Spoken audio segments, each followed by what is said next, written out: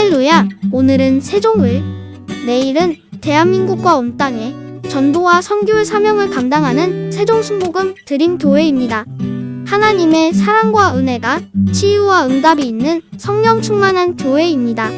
구독과 중보기도로 드림가족이 되어보세요. 오늘도 주 안에서 참 좋은 날입니다. 제가 어린 시절에는 산촌에서 살았기 때문에 읍내까지 내려가려면 많은 개울을 건너야 됩니다. 아침 학교 갈 때 개울을 가해보면 개울 양편에 거품이 많이 일어나 있습니다. 밤새도록 물이 흐르면서 거품을 만들어 놓았습니다.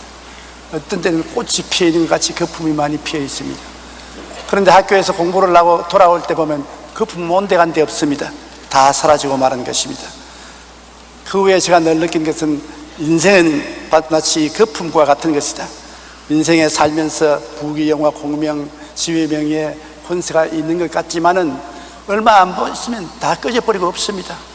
한글을 제대로 쓰지 못하던 홍영여 할머니는 70세 독학으로 한글을 깨우치고 80세 가슴이 하고 싶었던 이야기라는 제목으로 자선적인 이야기를 썼습니다. 이 책은 주로 자식에 대한 사랑과 염려의 마음을 담았는데, 인생이란 물거품이라는 제목으로 시를 적었는데 굉장히 인상적이어서 제가 여러분께 가져 나왔습니다. 들어보십시오. 인생이란 물거품, 청춘을 자랑하지 마라. 젊은 청춘 되돌아보니 꿈만 갖고 허무하다. 어느새 남은 머리 백발이 되어 시계바늘 가는 대로 힘은 줄어들고 허탈감에 죽을 날만 기다린다. 젊은 청춘들아, 노인 보고 웃지 마라. 가는 세월을 누가 막겠느냐. 인생은 돌고 도는 물레바퀴와 같다. 잠깐의 청춘은 간 곳이 없다. 누구나 검은 머리 백발이 되고 누구나 붉은 뺨에 검버섯 판다. 잘나도 백발 오고 못나도 백발 온다. 노인들을 위로하고 불쌍히 여겨라.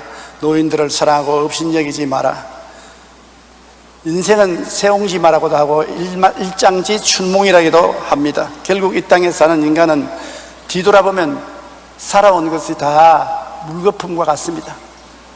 저도 젊을 때는 앞만 바라본다고 뒤를 돌아볼 시간이 없지만 요사이는 뒤를 돌아볼 시간이 많아요.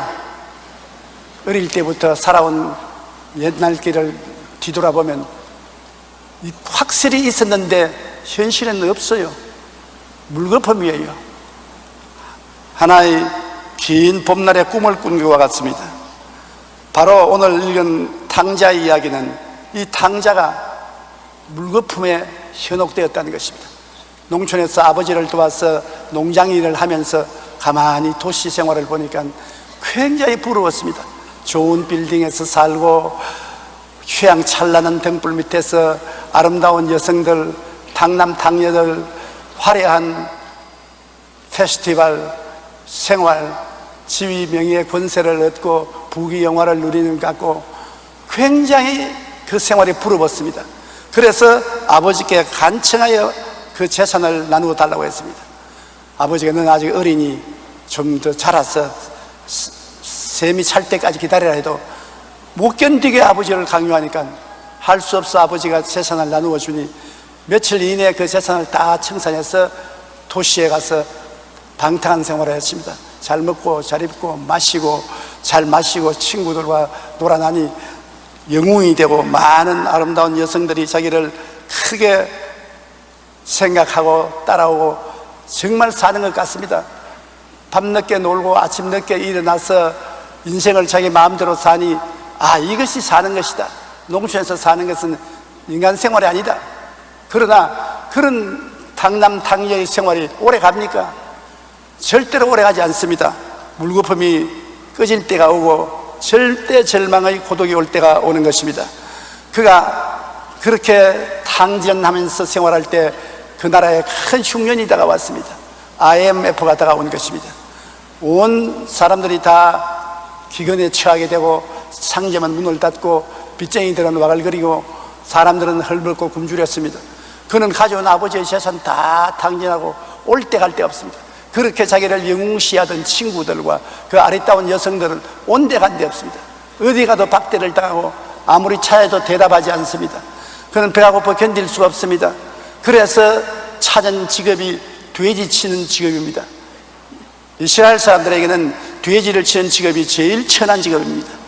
천하고 귀한 것을 가릴 수 없습니다. 돼지 치는 직업을 얻어서 돼지를 치는데 너무 배가 고파 돼지가 먹는 쥐염 열매를 나눠 먹으려고 해도 주는 자가 없어 배가 고파서 견딜 수가 없었습니다. 노인과 바다라는 책을 지어 유명한 명성을 낸 해밍웨이가 쓴 노인과 바다의 책에는 한 노인이 물고기 한 마리를 잡기 위해 망망대해 바다에 오랜 고생을 한 이야기가 기록되어 있는 것입니다. 한 노인의 어부소원이 인생에서 제일 큰 고기를 하나 잡아보겠다. 그래서 먼 바다로 나가서 며칠 밤낮을 쐬가면서 고기를 따라다니다가 정말 큼직한 고기를 잡았어요. 너무 커서 배에 실을 수가 없어서 배 옆에다 묶었습니다. 그리고 돌아오는데 하도 멀리 나갔기에 돌아오는데도 며칠이 걸렸습니다. 그런데 그 고기의 상처에서 피가 흘러나가니까 피 냄새를 맡은 고래들이 따라오면서 상어들이 따라오면서 그 고기를 뜯어먹어요. 그래서 상어하고 싸우고 돌아오며 발부둥 치고, 그런데 상어는 이 생선에게 달라들어 물고 찢고 온갖 고투를 하면서 항구에 들어와서 기진맥진하여 배를 대고 고기를 들어보니 뼈다귀만 앙상이 남고 살은 다 상어가 뜯어먹어 버렸습니다. 그것이 바로 노인과 바다라는 책으로 노벨상을 탄 문학작품인 것입니다. 이것은 무엇을 의미하느냐? 인생에 굉장한 것을 기대하고 나갔으나 나중에 보면 앙상 뼈다귀밖에 남는 것이 없다는 것입니다. 오늘 현대인의 삶의 모습을 잘 보여주고 있습니다. 많은 사람들이 삶의 터전에서 자신의 욕망을 이루어 보려고 혼신의 힘을 다해 목숨을 걸고 나아가지만 대부분 그 결과는 잠시 있다 사라지는 안개와 같고 물거품 같아서 허무와 고독과 절망에 몸부림친 따름이라는 것입니다. 사무엘상 12장 21절에 사무엘 선지자는 돌아서서 유익하게도 못하며 구원하지도 못하는 헛된 것을 따르지 말라. 그들은 헛되니라고 말씀했습니다. 오래전에 코카콜라 회장이 뉴욕에 있으면서 사업에 대한 이런저런 생각으로 마음에 번뇌하여 잠을 이룰 수가 없고 밥을 먹을 수 없었습니다. 국가가 자기의 회사에 많은 세금을 부과해서 그의 사업을 망하게 한다고 생각했던 것입니다. 너무나 마음이 괴로워 그는 인생 철학자 나폴레옹 힐 박사를 청했습니다. 그리고 나폴레옹 힐에게 말했습니다. 회장은 그에게 국가가 세금으로 나의 회사를 다 빼앗아 가려고 하는데 내 마음이 괴로워 못 견디겠다. 어찌 해야 되겠는가? 그러니까 나폴레옹 힐이 그 말을 듣고 가만히 있더니 회장님 올해 연세가 얼마십니까? 회장님이 90살이에요. 그러니까 나폴레옹 힐이 웃으면서 회장님 코카콜라 회사의 모든 주와 주식과 서류를 지금 가지고 나오십시오. 왜요? 제 병난로에 넣어서 불로 태워버리십시오. 그 서류 다 가지고 재산을 소유하고도 90세니 몇 년 더 살겠습니까? 허허 웃으면 평안하게 살지 뭐 그 서류 가지고 뺏긴다고 걱정하고 염려하고 삽니까? 그렇게 말했다는 이야기가 있습니다. 여러분, 우리 인생은 이 세상에서 그 무엇이 하나 영원히 소유할 수 없습니다. 부귀와 영화와 공명은 다 사라져버리고 물거품에 불과합니다. 그런데도 많은 사람은 잠시 있다가 사라질 것 때문에 괴로워하며 잠도 편히 자지 못하고 불행한 삶을 살아가고 있는 때가 많습니다. 이 탕자가 바로 그와 같습니다. 그는 물거품과 같은 부귀, 영화, 공명, 세상 쾌락을 쫓아서 아버지의 재산을 다 탕진하고 나니 물거품이 오래가지 않습니다. 있는 것 같으나 꺼집니다. 여러분 물거품을 한번 붙잡아 보십시오. 굉장히 많은 물거품도 손으로 잡으면 하나도 남는 것이 없습니다. 이 탕자의 재산은 물거품같이 그 쾌락의 생활도 물거품같이 있다가 다 사라졌습니다. 빈손 들게 되는 것입니다. 갈 데 올 데가 없습니다. 그러므로 모두 다 허상이요 실상이 아니었습니다. 다시 그는 회개하고 실상으로 돌아갈 수밖에 없었습니다. 누가복음 15장 18절로 21절에 보면 내가 일어나 아버지께 가서 이르기를 아버지 내가 하늘과 아버지께 죄를 지었사오니 지금부터는 아버지의 아들이라 일컬음을 감당하지 못하겠나이다. 나를 품꾼의 하나로 보소서. 품꾼이라는 것은 매일매일 고용당하는 사람이겠습니다. 일주일 고용하는 것도 아닙니다. 일용직인 것입니다. 나를 품꾼의 하나로 보소서 하라 하고 일어나서 아버지께로 돌아가니라. 아직도 거리가 먼데 아버지가 그를 보고 측은히 여겨 달려가 목을 안고 입을 맞추니 아들이 이르되 아버지 내가 하늘과 아버지께 죄를 지었사오니 지금부터는 아버지의 아들이라 일컬음을 감당치 못하겠다 하나. 부귀 영화 공명이 영원히 있을 것 같아도 다 사라지고 이 젊은이와 같이 호도거의 수렁 속에 흐드게 되는 것입니다. 부귀와 영화는 모두 다 사라질 물거품인 것입니다. 전도서 1장 2절로 11절 우리 소리내서 다 같이 읽어보십시다. 전도자가 이르되 헛되고 헛되며 헛되고 헛되니 모든 것이 헛되도다. 해 아래서 수고하는 모든 수고가 사람에게 무엇이 유익한가. 한 세대는 가고 한 세대는 오되 땅은 영원히 있도다. 해는 뜨고 해는 지되 그 뜻던 것으로 빨리 돌아가고 바람은 남으로 불다가 북으로 돌아가며 이리 돌며 저리 돌아 바람은 그 불던 곳으로 돌아가고 모든 강물은 다 바다로 흐르되 바다를 채우지 못하며 강물은 어느 곳으로 흐르든지 그리로 연하여 흐르느니라. 모든 만물이 피곤하다는 것을 사람이 말로 다 알 수 없나니 눈은 보아도 조감이 없고 귀는 들어도 차지하지 않는도다. 이미 있던 것이 후에 다시 있겠고 이미 한 일을 후에 다시 할지라. 해 아래는 새 것이 없나니 무엇을 가리켜 이르기를 보라 이것이 새 것이라 할 것이 있으랴. 우리가 있기 전에 세대들도 이미 있었느니라. 이전 세대의 기억함이 없으니 장래 세대도 그 후 세대들과 함께 기억함이 없으리라. 1866년에 알프레드 노벨에 의해 인류 역사상 최초로 다이너마이트가 발견되었습니다. 알프레드 노벨은 다이너마이트를 발명해서 유럽 최대의 부자가 되었습니다. 그 다이너마이트로 광산을 개발하고 도로를 만들고 새로운 빌딩을 짓는 것이 아니라 총탄을 만들고 폭탄을 만들어서 전쟁으로 수많은 사람을 살해했습니다.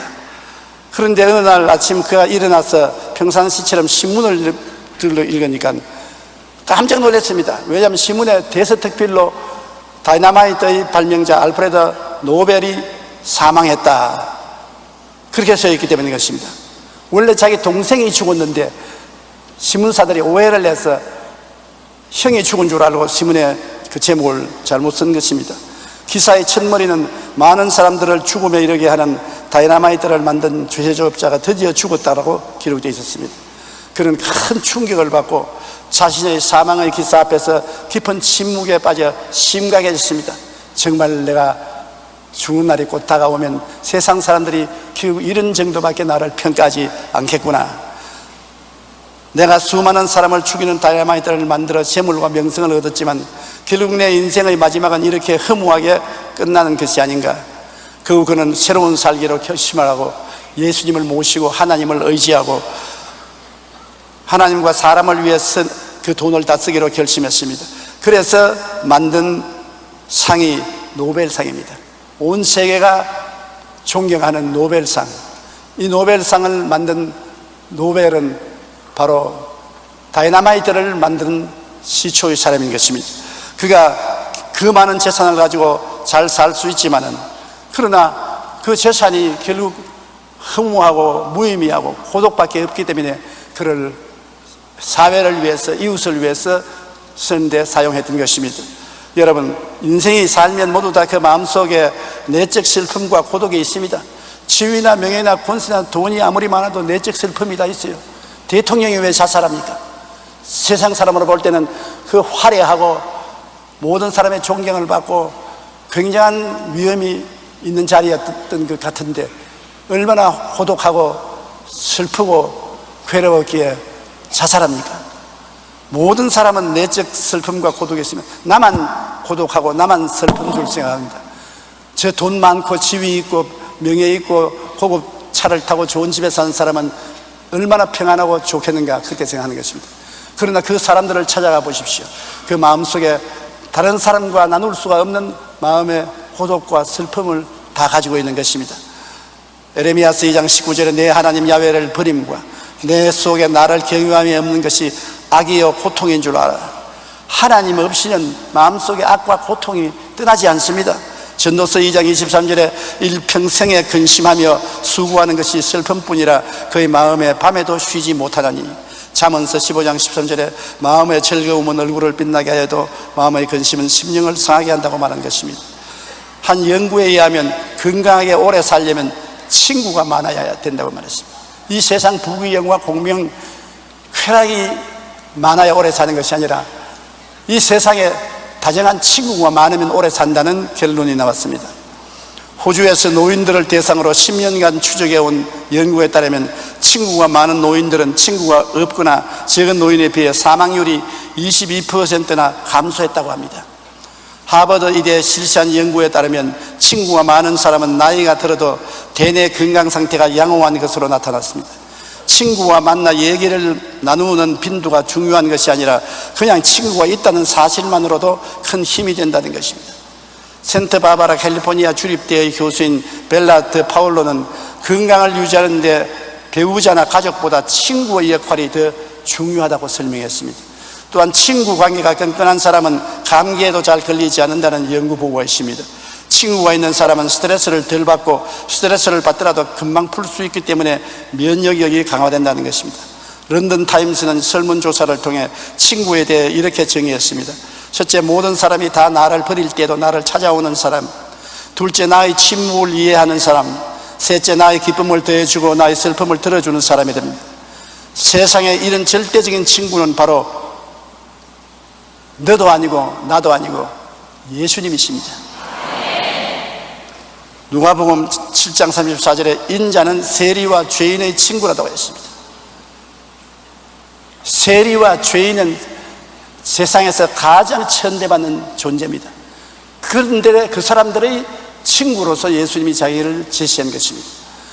온 세상 다 날 버려도 주 예수 안 버려. 예수님만이 나에게 가장 가까운 친구입니다. 사람 수가 많다고 해서 다 친구가 많은 것은 아닙니다. 나에게 가장 가까운 친구가 친구인데 가장 가까운 그 친구가 예수님인 것입니다. 우리가 죄인일 때도 불경건할 때도 병들어 괴롭거나 삶의 고난과 심지어 죽음의 길에도 절대적인 친구는 바로 주 예수님이신 것입니다. 여러분, 나이를 먹으면 죽는 날을 늘 생각합니다. 김중근 목사님이 천국 가기 전에 우리들에게 부탁이를 고통 안 당하면서 천국에 가도록 하나님께 기도하는데 도와달라고 그러셨습니다. 저도 요사이 기도할 때 늘 그렇게 기도합니다. 하나님, 내가 세상을 뜰 때 고통 당하지 않게 해주시옵소서. 괴로움 당하지 않게 해주시옵소서. 그 괴로움은 누구하고도 나눌 수가 없습니다. 자기 혼자 정말 일생에 최대의 고독한 괴로움을 당해야 되는 것입니다. 괴로움 없이 세상을 뜨게 해주시옵소서. 여러분, 미리 그런 기도를 다 해놔야 되는 것입니다. 왜? 지금은 젊지만 눈 깜빡할 사이에 백발이 다가오는 것입니다. 그런데 그 죽음의 고독한 길을 걸어갈 때 손을 내밀고 환영을 해주는 분이 누구십니까? 예수님이십니다.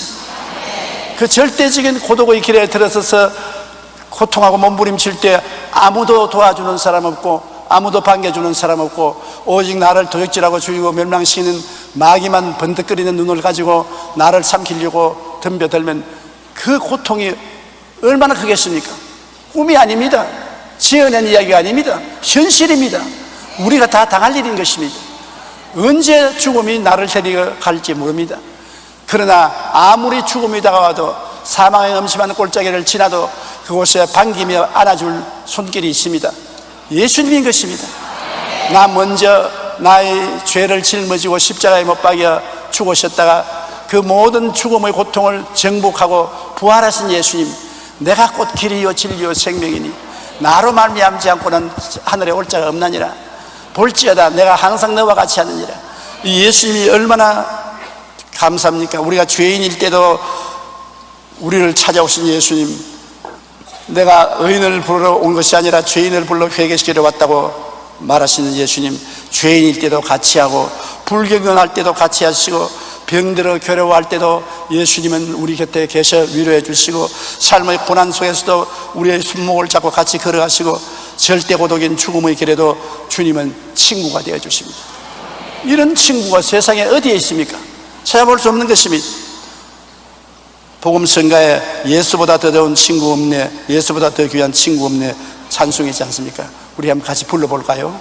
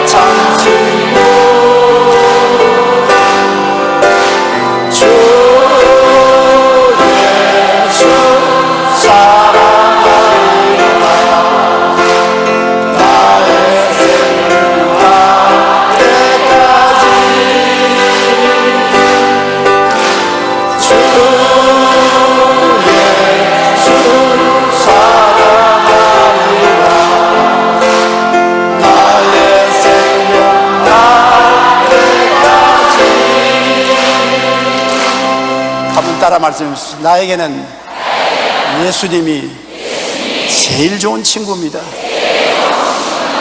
이 세상 어떤 친구도 예수와 같지 않습니다. 그러니 예수 믿으면 천국만 가는 것이 아니라 이 땅에 사는 동안에도 내가 어려울 때 기도하고 의지할 수 있는 유일한 친구인 것을 우리가 알아야 되는 것입니다. 우리가 세상의 부귀영화 공명을 부러워하지 마십시오. 그것은 시대가 달라지면 물거품 것처럼 다 사라지고 마는 것입니다. 몇십조 원을 가지고 있던 사람이 정치적인 압박으로 그 돈을 다 잃어버리고 있을 곳도 없는 빈손을 들게 되어 고통을 당하다가 저에게 찾아와서 기도받으러 왔습니다. 이 세상에 몇십조 원의 돈도 하루아침에 다 날아가 버립니다. 다 뺏겨버렸어요. 돈을 의지할 수 없습니다. 지위도 잠시 있다 사라지는 안개입니다. 명예도 한 가지예요. 부귀영화는 그런 것입니다. 영원히 변치 않고 사라지지 않고 지금과 내세 같이 하시는 친구는 예수님밖에 없습니다. 요한복음 15장 14절로 16절에 너희는 내가 명하는 대로 행하면 곧 나의 친구라.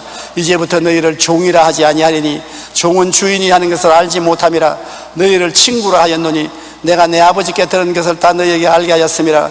너희가 나를 택한 것이 아니요 내가 너희를 택하여 세웠나니 이는 너희로 가서 열매를 맺게 하고 또 너희가 열매가 항상 있게 하여 내 이름으로 아버지께 무엇을 구하든지 다 받게 하려 함이라고 말씀하시고 있는 것입니다. 탕자는 이 환난을 통해서 무엇이 참되고 진정한 행복인 것을 깨닫게 되는 것입니다. 물거품이 그를 행복하고 진실하게 만드는 것이 아니라는 것을 깨닫게 되는 것입니다.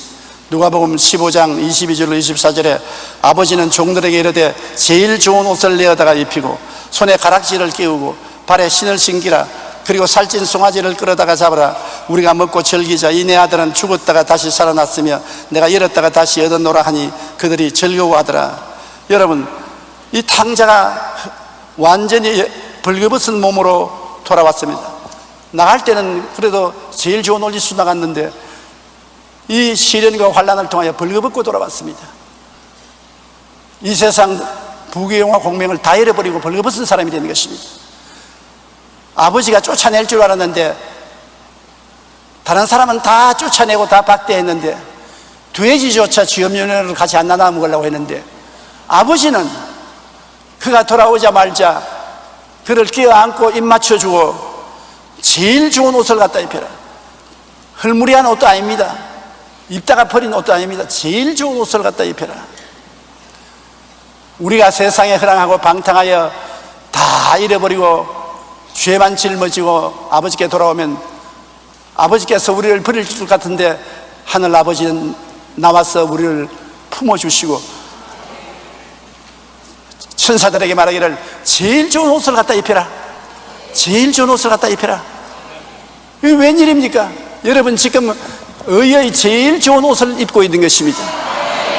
그것은 주님의 십자가의 피로서 짠 의의 옷인 것입니다. 로마서 3장 23절로 24절에 모든 사람이 죄를 범하였으며 하나님의 영광에 이르지 못하더니 그리스도 예수 안에 있는 속량으로 말미암아 하나님의 은혜로 값없이 의롭다 하심을 얻은다 지었느니라. 한번 따라 말씀하세요. 값없이 의롭다 함을 얻은 자 되었나니라. 의롭다는 것은 죄를 한 번도 안 지은 상태요, 하나님 앞에 부끄럼 없이 설 수 있는 자격이요, 마귀가 참수할 수 없는 자를 말하는 것입니다. 그 의로운 옷을 하나님이 우리에게 입혀준 것입니다. 죄 덩어리인 우리가 썩은 냄새를 내면서 주님께 찾아왔을 때 반드시 버릴 줄 알았는데 우리를 안아주시고 입 맞춰주시고 제일 좋은 옷을 입혀주는 것입니다. 그리고 종들에게 말하기를 반지를 갖다 끼워라. 유대인들은 자식을 낳으면 반지를 만들어서 아버지, 어머니, 형제 간의 이름을 적어서 끼워주는 것입니다. 가족이 되었다는 증거인 것입니다. 이 젊은 청년은 집을 떠날 때 반지를 빼서 던져버렸습니다. 나는 이 가족이 아니라. 그래서 돌아올 때 나를 품꾼의 하나로 보아달라고 하는 것입니다. 근데 아버지는 그 아들에게 빨리 반지를 가지고 와서 깨워주라. 그는 내 아들이고 너 형제들이다. 고린도후서 1장 22절에 그가 또한 우리에게 인치시고 보증으로 우리 마음에 성령을 주시느니라. 성령의 반지인 것입니다. 갈라디아서 4장 6절에 너희가 아들이므로 아들의 영을 우리 마음 가운데 보내서 아빠 아버지라 부르게 하시느니라. 성령의 인을 쳐주시는 아버지, 성령의 반지를 끼워준 것입니다. 여러분 보고 하나님께서 내 아들이다, 내 아들의 증거로서 성령의 반지를 끼워주라, 성령의 인을 쳐주라. 여러분과 나는 다 성령 받은 사람인 것입니다. 예수 안 믿는 사람은 성령이 없습니다. 그러나 우리는 성령이 우리 속에 계셔서 성령이 우리로 하여금 예수를 그리스도로 믿도록 만들어 주신 것입니다. 그러므로 성령의 반지를 우리 영혼의 손에 끼는 것입니다. 그리고 주인이 말하기를 신발을 갖다 신겨라. 옛날에 종과 아들은 밖을 봐서는 분별을 못합니다. 밭에서 일할 때 종도 일하고 아들도 일합니다. 그러나 밑을 보면 종은 신발을 벗었고 맨발이고 아들은 신발을 신는 것입니다. 이 아들이 집에 돌아올 때 신발을 벗고 온 것은 종으로 온 것입니다. 그런데 아버지께서 종으로 두지 말고 신발을 신겨라. 우리가 세상에 수고와 고통을 당하고 괴로움을 당하며 가시와 은거키에 찔려 저주를 받고 왔는데 우리 하나님께서는 우리를 보고 하나님의 평안에 예비한 신발을 신겨라. 하나님의 축복의 신발을 신겨라. 오중보험과 삼중 축복의 신발을 신겨라고 말하는 것입니다. 에베소 6장 15절에 평안의 복음이 준비한 것으로 신을 신으라. 그리스도 안에서 저주를 다 제하고 평안을 주셨는데 그 평안의 신발을 신겨라. 에베소 2장 8절로 9절에 너희는 그 은혜에 의하여 믿음으로 말미암아 구원을 받았나니 이것은 너희에게서 난 것이 아니요 하나님의 선물이라. 행위에서 난 것이 아니니 이는 누구든지 자랑하지 못하게 함이라. 하나님의 은혜로 말미암아 구원의 신발을 신겨라. 우리는 죄에서 의의 신발을 신고 불의에서 성결의 신발을 신고 질병에서 치료의 신발을 신고 저주에서 축복의 신발을 신고 사망에서 생명의 신발을 신으라는 것입니다. 주님께서 우리 위해서 예비해 놓은 것입니다. 그리고는 환영잔치를 베풀라고 말한 것입니다. 살찐 송아지를 잡아 즐기자. 여러분이 주님께 돌아오면 하나님은 천사들과 함께 천국에서 기쁨의 환영잔치를 해주는 것입니다. 완전히 빈손 들고 처참하게 버림받은 상태에서 돌아온 우리들에게 하나님은 큰 영적인 잔치를 베풀고 천국에서 기뻐하고 즐거워하는 것입니다. 시편 16편 11절에 주께서 생명의 길을 내게 보이시리니 주의 앞에는 충만한 기쁨이 있고 주의 오른쪽에는 영원한 즐거움이 있나이다. 우리에게 굉장한 기쁨과 즐거움의 잔치를 베풀어 주시는 것입니다. 하나님이 오히려 꾸중을 해서 우리가 혼이 나서 기가 죽어야 될 건데 하나님께 돌아오면 큰 기쁨의 잔치를 우리 속에 베풀어 주는 것입니다. 살찐 송아지를 잡아 먹는 그런 기쁨의 잔치를 베풀어 주는 것입니다. 사랑하는 자여 내 영혼이 잘됨같이 내가 범사에 잘되고 강건하기를 내가 간구하노라. 우리 하나님은 내 영혼이 잘되라, 범사에 잘되라, 강건하게 되라, 내가 바라는 바다. 우리 하나님은 여러분과 내가 올 때 이렇게 기뻐해서 우리를 환영해 주시는 것입니다. 그러나 좋은 일만 있는 것이 아닙니다. 큰아들이 밭에서 일하다가 돌아오니 집에서 발에 불을 켜놓고 풍악 소리를 울리고 잔치를 베풀기에 종을 불러서 무슨 일이 있느냐 하니까 당신의 동생이 성한 몸으로 집에 돌아왔다고 아버지가 동리 사람을 청해서 살찐 송아지를 잡아 큰 잔치를 베풀어야. 그 노해서 난 집에 안 들어간다. 나는 이 집에 안 들어가겠다. 그 아버지가 나와서 예 그러지 마라. 아버지 나는 여태까지 타락도 안 하고 집도 떠나지 아니하고 아버지 명을 쫓아 성실하게 살아왔는데 염소 새끼 한 마리 더 주워서 내 친구하고 먹고 놀라고 말하지 않았는데 동생이 창기와 아버지 재산을 다 먹고 오는데 기뻐해서 송아지를 잡았습니다. 이럴 수가 있습니까? 이것이 아버지의 마음과 형의 마음의 다른 점인 것입니다. 그 아버지가 그 아들의 등을 두드리면서 너는 나와 항상 같이 있었으니 내 재산이 다 내 재산이다. 너가 송아지 새끼 달랬으면 내가 송아지 새끼도 주고 염소 새끼 달라면 염소 새끼도 주었을 것인데 네가 안 구했지 않느냐. 그러나 너 동생은 그것도 내 아들 아니야. 집을 떠나서 죄를 짓고 영적으로 죽었으나 죽은 자가 다시 살아나고 잃어버렸으나 다시 찾았으니 내가 기뻐하지 않을 수가 있느냐. 아버지는 죄인으로서 돌아오는 동생을 은혜로서 보신 것입니다. 형은 율법으로 받는 것입니다. 율법은 언제와 정지하고 심판합니다. 인정사정 없습니다. 죄를 정지하고 심판하는 것입니다. 어제 신문에 보니까 전 대통령의 인사사정관이 말하기를 우리나라 현재 인사법에 의하면 이순신 장군이라도 잡혀서 감옥에 들어간다고 그랬습니다. 사람이 틀어서 먼지 안 날 사람이 어디 있습니까? 율법적으로 사람을 정죄하면 심판 안 받을 사람이 아무도 없는 것입니다. 모든 사람이 죄를 지었으니 하나님의 영광에 이르지 못합니다. 율법은 우리를 정죄하고 심판하나 하나님은 예수 그리스도의 십자가를 통하여 용서와 사랑으로 우리를 대해주시는 것입니다. 하나님의 은혜로 용서와 사랑으로 대해주기 때문에 과거의 죄를 다 기억하지 아니하시고 나의 아들은 죽었다가 살아났으며 잃었다가 얻었으니 즐거워하는 것이 좋다. 하나님은 여러분 보실 때 여러분의 과거의 죄악을 덜치워내어서 꾸짖고 심판하려고 하지 않습니다. 예수를 믿고 나온 것만 해도 너무나 귀하게 여겨서 보혈로 다 씻어주시고 여러분에게 하나님은 은혜와 사랑과 자비를 베풀어서 즐거워하고 기뻐해 주시는 것입니다. 그렇기 때문에 율법과 사랑의 다른 점을 여기에 알아야 되는 것입니다. 이 가정의 형님은 율법적인 눈으로 보았으나 아버지는 사랑의 눈으로 본 것입니다. 이 세상 사람들은 여러분을 율법으로 판정해도 하나님은 자비와 사랑으로 여러분을 대하는 것입니다. 그렇기 때문에 우리가 하나님 앞에 예수 이름으로 담대히 설 수 있는 것은 죄를 지었음에도 불구하고 못났음에도 불구하고 버림을 받아야 마땅함에도 불구하고 죄 지은 그대로 못난 그대로 빈손 그대로 우리를 영접해 주시고 우리를 주님께서 제일 좋은 옷을 입혀 주시고 맨발로 인생을 살았는데 하나님이 축복을 예비한 신발을 신겨 주시고 버림받은 놈인데 아들의 반지를 끼워 주시고 우리에게 기쁨의 큰 잔치를 베풀어 주시고 즐거워하는 일을 해 주시는 것입니다. 이것만이 영원한 것입니다. 이것만이 사라지지 않습니다. 세상에 부귀와 영화와 공명 쾌락은 거품입니다. 요란스럽고 굉장히 있는 것 같으나 세월이 지나면 다 꺼져버리고 마는 것입니다.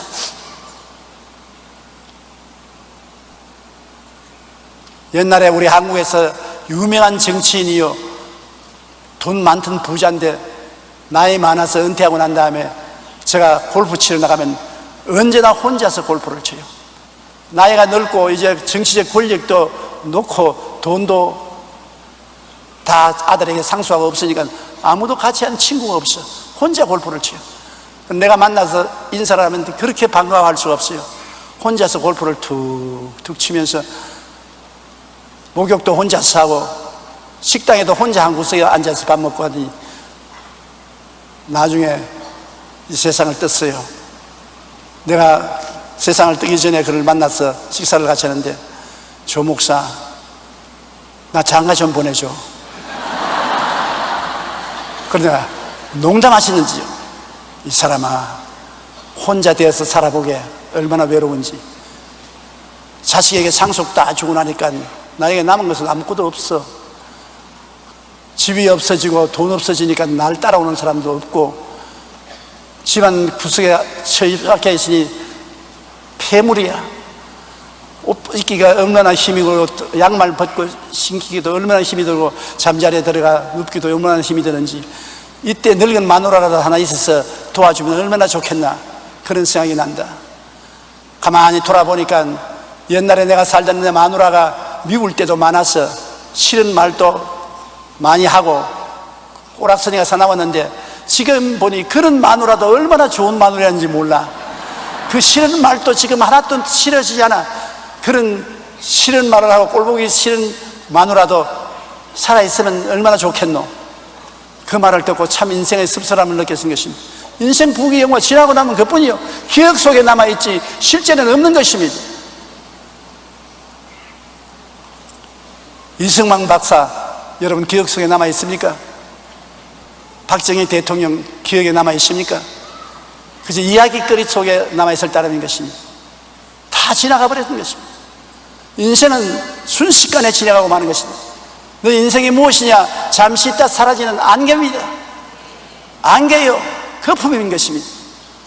이 안개와 거품에 잡혀서 그를 쳐다보고 그만 따라가는 사람이 허망하다는 것입니다. 나는 안개를 무시하라는 것이 아닙니다. 거품을 무시하라는 것이 아닙니다. 안개도 있고 거품도 있는 것입니다. 그러나 그것은 다 꺼져버리는 것이기 때문에 그냥 지나가는 길로 보던 것이지 그의 인생을 팔아서는 안 된다는 것입니다. 참으로 안개같이 사라지지 아니고 거품같이 꺼지지 않은 것은 아버지의 사랑밖에 없는 것입니다. 아버지의 품밖에 없는 것입니다. 아버지가 주는 의로운 옷을 입고 아버지가 주는 사랑하는 신발을 신고 반지를 받아 끼고 아버지 품에서 즐거워하다가 영원한 아버지 나라에 들어가는 이것밖에 영원한 것이 없습니다. 아버지 하나님과 그 아들 예수를 통해서 구원받아 영생을 얻는 이것이 가장 여러분 귀하고 중요한 것이고 이것 이외에는 다 없어질 것밖에 없는 것입니다. 이 세상에서 잃어버리고 버림받고 죽은 자와 같은 삶과 고독에서 누가 우리를 건져주겠습니까? 아버지밖에 없지 않습니까? 사라진 돈이 우리를 건져줍니까? 사라진 명예가 우리를 건져줍니까? 떠나간 친구가 우리를 돌봐주는 것입니까? 아니요, 헛된 것입니다. 다 꿈같은 일인 것입니다. 영원한 벗이 되어주는 이는 하나님 아버지와 예수님밖에 없습니다. 그러므로 정신을 차리자는 것입니다. 헛된 데 정신을 팔지 말라는 것입니다. 이 젊은 청년과 같이 물거품을 보고 거기에 현혹되어서 모든 것을 거기에 다 투자했다가 나중에 버림받고 고독한 인간이 되었다가 좌절과 절망 속에서 영원한 것을 발견하고 아버지께로 돌아와서 새 사람을 살 수 있게 되었다는 글이 기록된 것입니다. 이것이 진실인 것입니다. 여러분의 현실에 정말로 영원한 것, 잃어버리지 않을 것, 버리지 않을 것, 그것이 예수 믿고 아버지를 섬기는 것입니다. 예수님 믿고 아버지 섬기는 것보다 귀한 보화가 없습니다. 이것보다 더 아름다운 것이 없습니다. 그러므로 우리가 사는 이 세계 자체가 안개요 물거품이니까 여기에 현혹되어서 내 정신을 팔고 하나님 아버지와 예수 그리스도의 은혜를 잊어버리는 어리석은 사람이 되지 말기를 바랍니다. 인생은 잠시 지나가는 나그네 길인 것입니다. 잠시 후면 다 떠나가고 다 손에 놓치고 다 잃어버리고 마는 것입니다. 그러나 안 잃어버리고 안 떠나고 영원한 것, 이 아버지 하나님과 예수님과 같이 있는 것 얼마나 좋은 일인 것입니까? 그러므로 이 진실을 여러분 보고서 인생을 사시기를 바랍니다. 허상을 바라보고 살지 말고 실상을 바라보고 사시기 바랍니다. 열심히 사세요. 이 세상에서 열심히 살지만은 바로 살아라는 것입니다. 속아서 살지 말라는 것입니다. 헛되게 살지 말라는 것입니다. 거품도 붙잡아 보세요. 안개도 붙잡아 보세요. 그러나 그 속에 현혹되지 마십시오. 그 속에서도 실상 아버지 하나님과 예수님만이 잡아놓으면 영원히 남아있지 안개와 구름은 사라지고 거품은 사라지고 만다는 것입니다. 우리 다 같이 고개에서 기도드리십시오. 하나님, 우리 아버지, 이 부자의 둘째 아들은 현실 속에서 물거품을 바라보고 유혹이 되어서 물거품이 삶의 전부인 줄 알고 뛰어들어갔다가 불황이 다가오며 물거품은 다 꺼지고 비참하게 된 체험을 성경에 기록하고 있는 것입니다. 아버지 품에 있을 것을 영원하고 아름다운 것인데 그것을 놓아버리고 물거품을 따라갔다가 그는 좌절과 절망에 빠진 이야기가 있습니다. 아버지 하나님, 이 세상은 물거품입니다. 안개입니다. 구름입니다. 이곳에 우리가 현혹되어서 따라가다가 안개가 사라지고 물거품이 꺼져버리면 우리는 허망하게 되고 버림받고 한없이 고독하게 됩니다.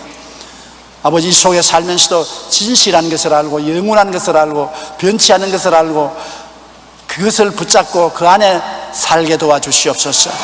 우리 주 예수 그리스도 안에 있는 아버지의 사랑만이 영원한 것이요 소망찬 것이요 기쁜 것인 것을 알게 하여 주시옵소서.